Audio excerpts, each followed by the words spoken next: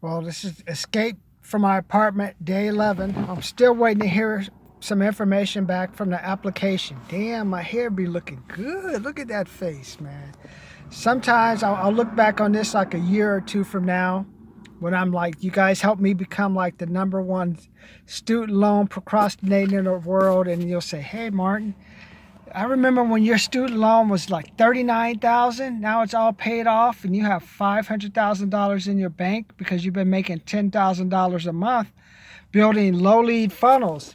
And when I make these funnels, I'm going to ask for the money. I'm part of a sales site, and I've been looking at how some people were saying like, well, if you get us the leads, we're only going to pay you if the leads generate. I'm thinking, well, I get the leads, but then once I turn the leads over, which leads, when I turn over these prospects to you, I don't know about your process. So I'm taking a chance on you.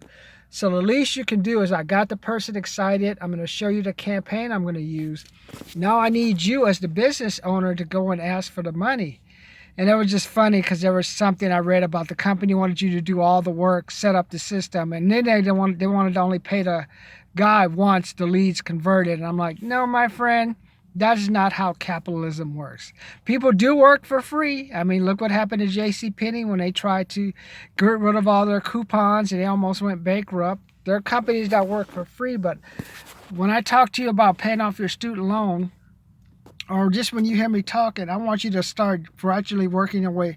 You can only be the cheapest so long. Do you the cheapest? For example, I went to 7-Eleven today, and I was buying like those smart waters, 2 for $3, 2 for $5, and they were back to regular price. And I was thinking, okay, for sure I'm gonna buy one for $2.49. And then I was thinking, it's gonna get hot. I know eventually I'm gonna buy another one. So I bought two. So I spent like 2 for $5, which is still a good deal. And I was just saying that's how you have to be with your products. You can only discount so much when you just have to tell the person, I have no more money to give you. Maybe I can provide an extra service. If things aren't working, I'll fix it up. Let me take a look at it together. Let's go over it. But my goal, because right now, the reason I don't want you to work for cheap anymore is because basically, I just have this feeling we're going into another recession. I don't know what it is. I know I quit one job during the 2000-2001 recession, so I have an idea. And I went through the Great Recession, and I can just see the signs, because if you're on the highway, I know you're saying, Martin, everything's going fine, everyone's working. That is true, but I kind of see how the companies are pushing their products out, because there's like a lot more trucks on the road. And usually, because I work retail, and a lot of trucks don't hit the road till about October, November. And this is like September 6th, and like the highway is full of trucks. So what that's telling me is like these distributors are just getting all the stuff out of their warehouse, trying to get all these companies on these 30-day, 60-day nets, so they have money coming in. So the quicker they get the product out now, before they would like sort of lag, they're just trying to get it out there to pad their pockets just in case something goes wrong. So that's why I want you to start looking for different ways to make money, because the problem is if you get set making money one way, you may not be able to adjust temporarily. Because I remember during that great 2008 recession, I didn't want to go work retail. I didn't want to turn to my friend Greg to go pick up trash for an hour, or set up an obstacle course, or set up a banquet. Like the UC Riverside, I was there for like a day, setting up the banquet, setting up the tables, and breaking down the tables, and then find out the check person that was going to give us the checks were going to give us the check, and I had to wait for the check, so I just left. I mean, you never prepares you for that. That's why I keep harping on, I want you to practice saving $100 to $500 a month, because not everyone's going to pay you cash. And I remember one job I worked, like I told you about the one I did the trash.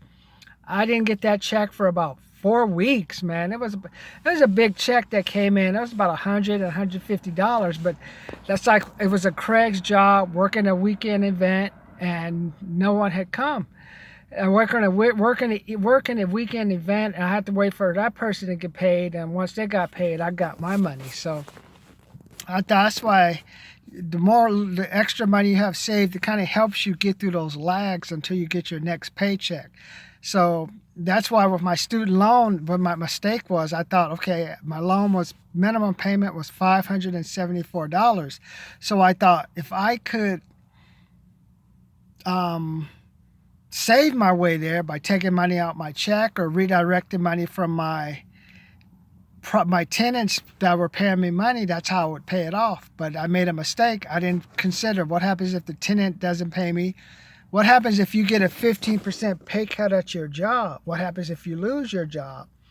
What happens if you're not able to use the line of credit that you were going to use, that you thought you were going to pay for the tenant repairs until the tenants actually paid you for the rent?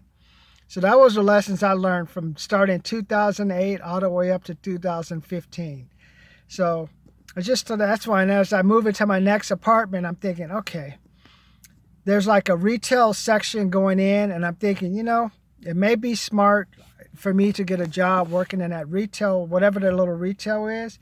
If I can make $600 to $700 or more in a month, and I have a job that's right across the street from my job. Hopefully, no one follows me home only for good service, not for bad service.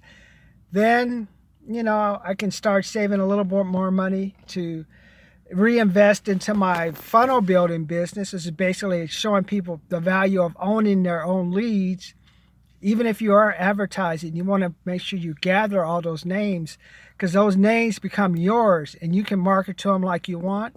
You can just put a little thing if they get sick of you, tired, sick of you emailing or talking to them. You can just say, okay, take a break, go back to them later.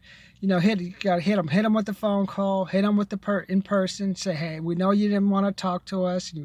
We know you don't want our products, but hey, why don't you come to a special event? It's just a customer appreciation event. So, but it's your list. You have a list that you own, because they're never going to leave. Once you can just show the person that you can provide value, they're going to stay on that list rather than always trying to get customers.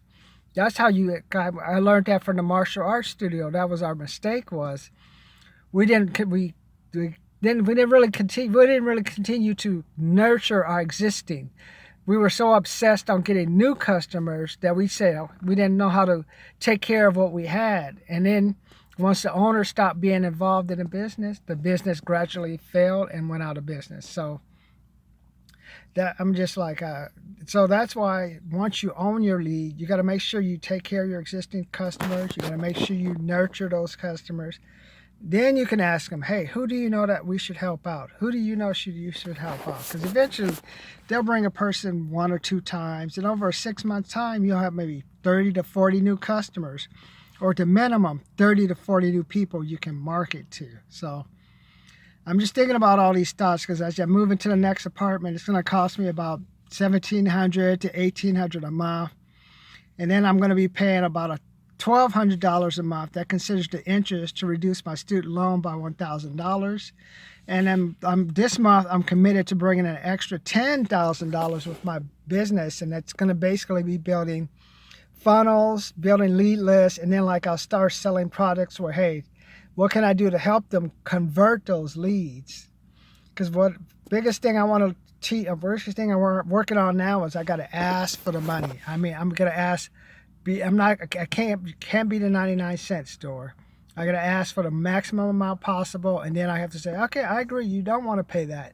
However, let me show you how I can do this and this and this, because I wouldn't do it either. But if you don't do this, then this bad thing could possibly happen to your business, or you're going to be always going in a circle. Why not I show you how to do both? Let me show you how to advertise. Let me show you how to go out and do new customers, but also let me show you how to hey, every so often build your own list, and we'll talk about that later.